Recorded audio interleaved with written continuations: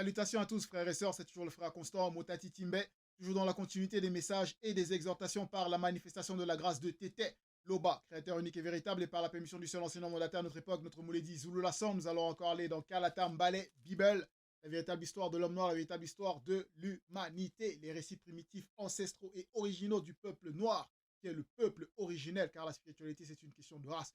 Mais à toi qui es non noir, qui a l'amour de la vérité, viens à la vérité, car c'est l'amour et la justice.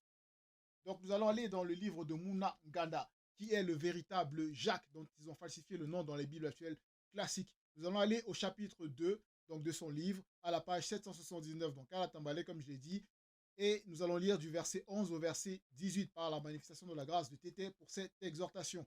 Donc le titre du chapitre 2, c'est « Ne pas agir avec impartialité ». Mais la partie donc, qui nous intéresse ici pour cette exhortation, comme je l'ai dit, c'est la foi et les œuvres, donc du verset 11 au verset 18. La foi et les œuvres. Nous savons déjà, bon, par rapport à la foi, nous savons que la foi, c'est une adhérence, c'est une espérance, c'est croire en quelque chose. Mais maintenant, il y a des personnes qui peuvent être dans des religions, soi-disant révélées, dites révélées, des formes de spiritualité, et ils vont mettre leur foi dans ces mensonges. Ils vont mettre leur espérance, leur adhérence dans ces anomalies, dans ces inepties. Or, et donc, on va voir par rapport à leur foi qu'ils vont déployer, les œuvres qu'ils vont manifester. Et il suffit donc de prendre du recul, de regarder l'aspect, de regarder le monde, de regarder ce qui manifeste dans ces religions, de regarder comment est-ce que ces personnes se comportent et voir les œuvres de ces personnes, voir que la foi qu'ils manifestent, ils mettent leur foi dans du n'importe quoi, ils mettent leur foi dans la contradiction, ils mettent leur foi dans le mensonge. Or, la véritable foi, c'est-à-dire la croyance véritable qu'on reçoit, nous devons la mettre en loba. En cela, Essombe, qui est le véritable Paul, lui-même il a dit, dans Essombe chapitre 55 au verset 1, il a dit mettre sa foi en loba. Donc il faut mettre sa foi en loba, virgule. C'est être sûr. Donc il y a l'assurance de ce que l'on espère. Donc il y a l'espérance véritable, virgule. C'est un moyen d'être convaincu des réalités non visibles. Et ici, réalité, c'est avec R majuscule et non visible avec N et V majuscule. Qu'on ne voit pas. Donc il y a une démonstration qu'on reçoit.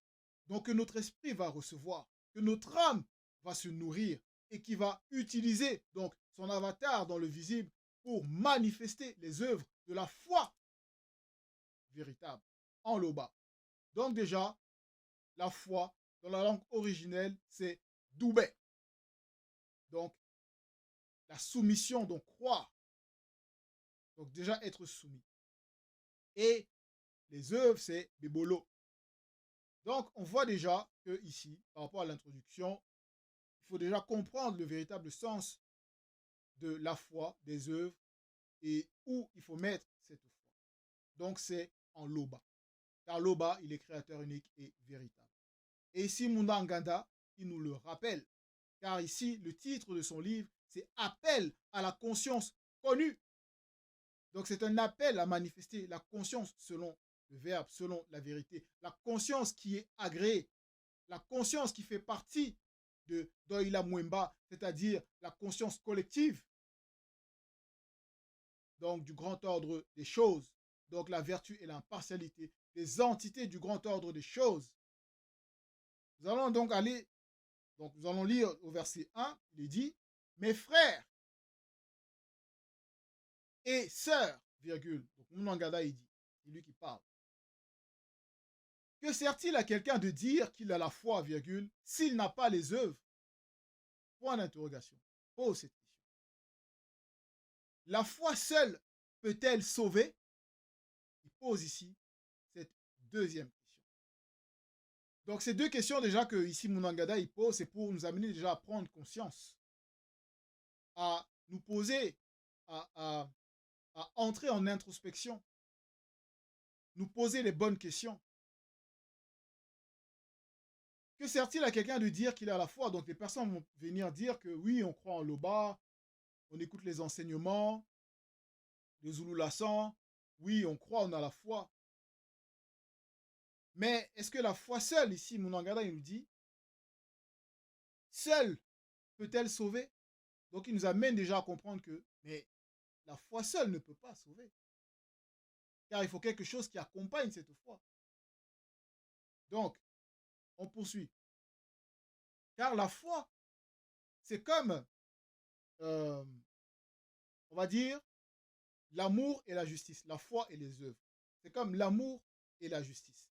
Donc si tu dis que tu as l'amour pour la loi du verbe de Loba, et que quand il faut manifester cette loi, tu ne manifestes pas la justice par rapport à cette loi, donc tu n'agis pas dans l'impartialité, tu fais des choses qui sont contraires à la loi morale et tout ça, tu ne peux pas dire réellement que tu as l'amour. Et inversement, tu ne peux pas dire manifester la justice si tu ne passes pas par l'amour de la loi. Donc, c'est également comme, on pourrait dire, la sagesse et l'intelligence. Car comme même dans Temusea 28-24, il est dit que la manifestation donc de la sagesse, ça va représenter la crainte du respect qui est dû à l'Oba. Et la manifestation donc de l'intelligence, ça va être le fait de ne pas pécher, comme on a pu recevoir les exhortations. Le fait de ne pas pécher. Donc utiliser l'intelligence pour manifester des œuvres qui sont conformes à la loi, pour ne pas pécher. Donc, on poursuit ici. Au verset 12, oui, au verset 12, il est dit, Munangada il dit, si un frère ou une sœur est nu et manque de la nourriture de chaque jour, virgule, et que l'un d'entre vous lui dise, deux points, va en paix, chauffe-toi et rassasie-toi, et que vous ne lui donniez pas ce qui est nécessaire au corps, donc à son avatar visible, à quoi cela sert-il? Donc comme on peut voir, des personnes peuvent dire qu'ils aiment leur prochain. Et on va lire même, on va relire ici parce que Munangada lui-même, il a recité il a redonné cette loi, c'est-à-dire il a réindiqué où se trouvait cette loi et qu'il a dit au verset 7 dans le chapitre 2, où il dit, si vous accomplissez la loi, donc l'accomplissement de la loi c'est quoi? Si vous accomplissez la loi d'après les propos de Boussi, qui est le véritable Moïse qui est noir, deux points, tu aimeras ton prochain qui fait un avec toi dans la vérité de la parole, avec parole avec P majuscule, comme toi-même. Point. Donc si on observe un frère ou une sœur qui est dans le besoin, qui est dans une précarité terrible, et on lui dit simplement, non, va en paix, que le verbe de Loba te garde, te protège, te réchauffe, te rassasie, et on se dit, avoir la foi, croire, alors que la loi nous recommande d'aimer notre prochain comme nous-mêmes. Donc ça veut dire qu'en voyant ce frère-là qui est dans le besoin, et si on ne l'aide pas, comment est-ce qu'on peut dire que on applique la loi? Quelle est l'œuvre qu'on manifeste ainsi? Donc cela sert à quoi? Ça ne sert à rien. Verset 13.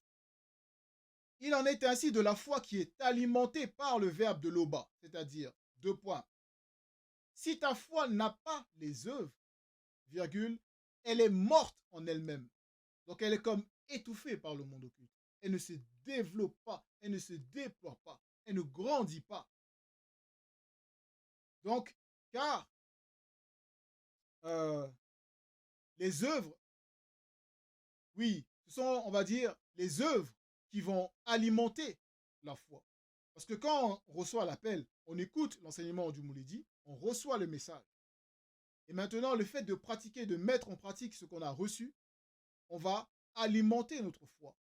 Donc si on n'alimente pas cette foi par la pratique, c'est-à-dire les œuvres qu'on va manifester, dans plusieurs catégories, on peut voir même les œuvres, que ce soit dans la propagation, retranscription, les chants, euh, oui, comme j'ai dit, la propagation, les églises de maison. euh, Si on ne manifeste pas déjà cette œuvre, ou même avant même de pouvoir manifester cette œuvre, déjà par rapport à nous-mêmes, par rapport à nos trois êtres, c'est-à-dire l'esprit, l'âme et le corps dans la sanctification, mais c'est comme si on était vide, en fait. Et en cela, c'est comme si la foi, elle est morte en elle-même. Donc, on poursuit au verset 14. Mais quelqu'un dira, deux points, toi, tu as la foi, et moi, j'ai les œuvres. Montre-moi ta foi sans les œuvres, virgule, et moi, je te montrerai la foi par mes œuvres. Car ici, on voit que ce sont les œuvres qui vont rendre témoignage de la foi. Ce sont les œuvres qui vont marquer, qui vont frapper l'intellect. Non pas simplement la foi, non pas simplement le fait de dire que oui, on aime, on suit, on applique, etc. Mais non, ce sont les œuvres qui vont témoigner. Comment on va parler, comment on va s'exprimer, comment on va propager, comment on va se comporter parmi les non-initiés pour qu'ils puissent recevoir l'enseignement à travers nos manifestations. Et c'est là où on va voir comment est cette foi-là. Si cette foi-là, elle est réellement alimentée par le Verbe. Par le Verbe. Donc, ce n'est pas juste le simple fait de dire on a la foi, bon, il faut montrer cette foi. Donc, c'est par les œuvres. Bon, on sait qu'il y en a certains maintenant qui vont venir faire croire, bon, ils vont montrer des œuvres, mais ça, c'est un zèle amer qu'ils vont manifester. Ils vont œuvrer, mais derrière, il n'y aura pas réellement la foi. Il n'y aura pas réellement la foi. Pourquoi? Parce que c'est comme une pièce qui a deux faces. Donc, une pièce qui a deux faces, il y a la foi et les œuvres.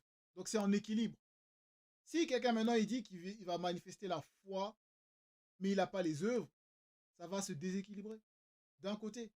Et inversement, si quelqu'un il manifeste des œuvres, mais réellement sa foi, elle n'est pas réellement, il n'a pas une réelle adhérence, une véritable espérance, ça sera aussi un déséquilibre. Et ce qui est déséquilibré, ben, ça manifeste pas les fruits selon le mundi, qui est l'esprit. Donc, on poursuit au verset 15, où il est dit, tu crois qu'il y a et qu'il existe un seul créateur qui est Loba. Tu fais bien.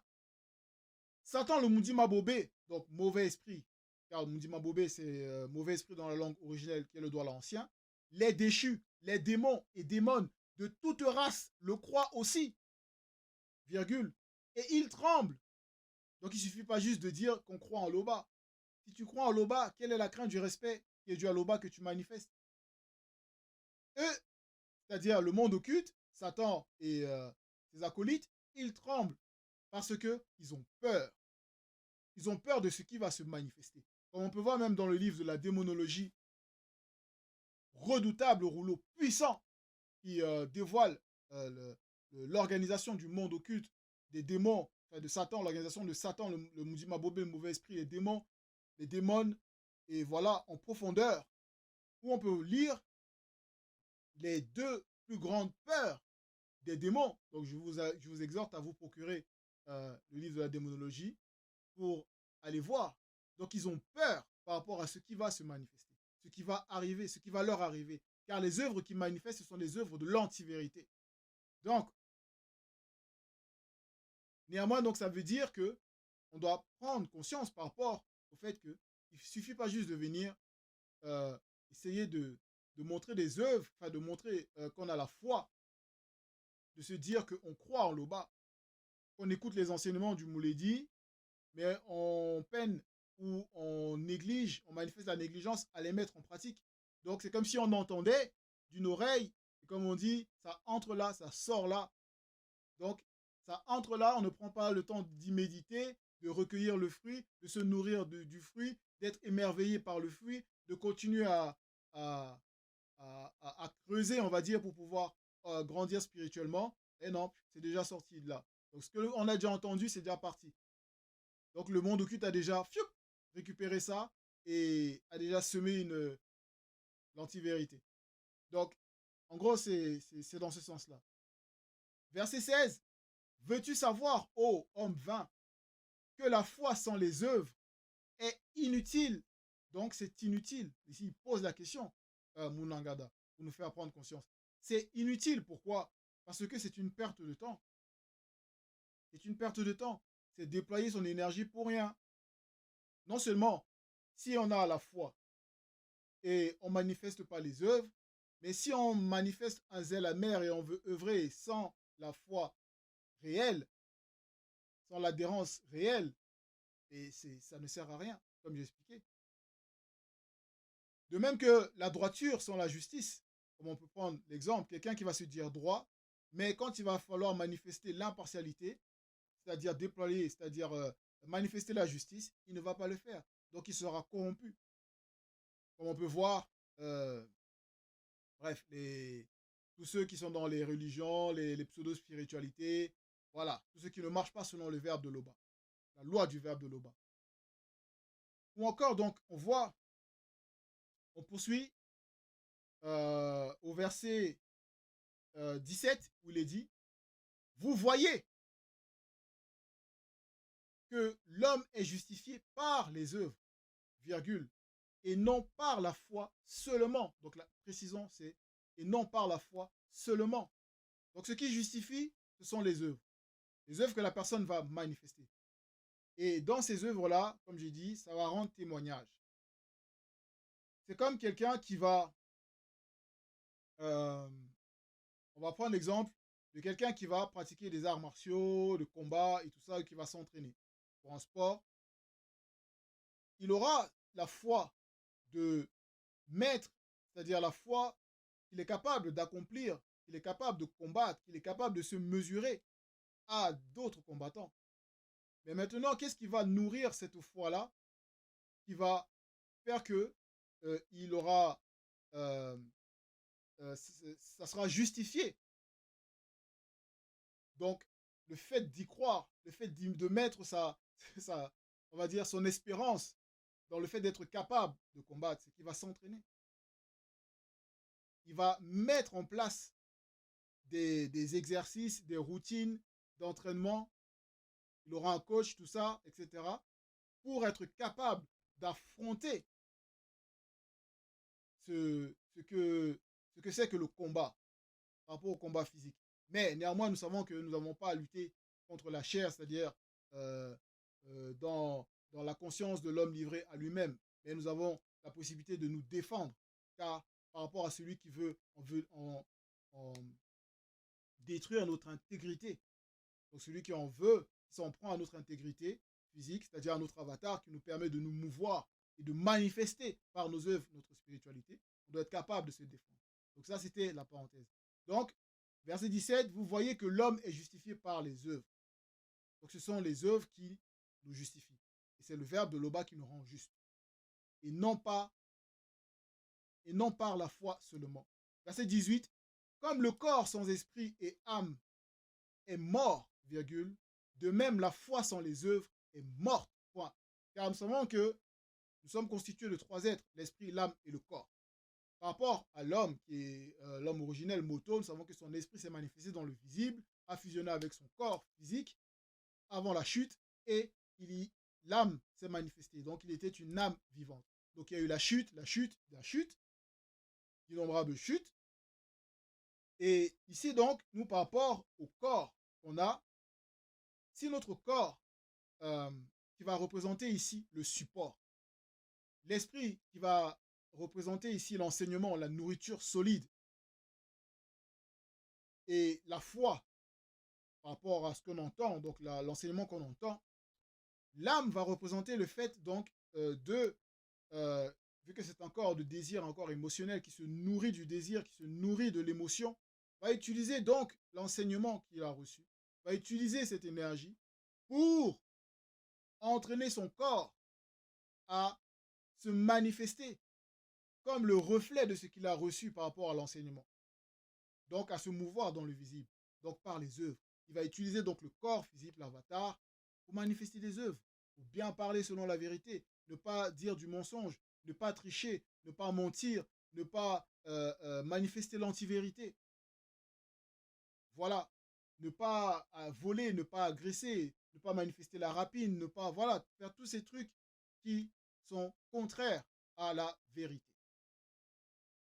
Donc en cela, si maintenant donc, je vais relire le verset 18, comme le corps sans esprit et âme est mort, donc ça veut dire que s'il n'y a pas l'esprit, s'il n'y a pas l'âme, déjà, le corps, il n'est pas animé. Virgule. De même, la foi sans les œuvres est morte. En cela, comme je disais, c'est la foi, c'est-à-dire c'est les œuvres qui vont alimenter la foi, qui vont entraîner la foi, afin que la foi se développe. Voilà.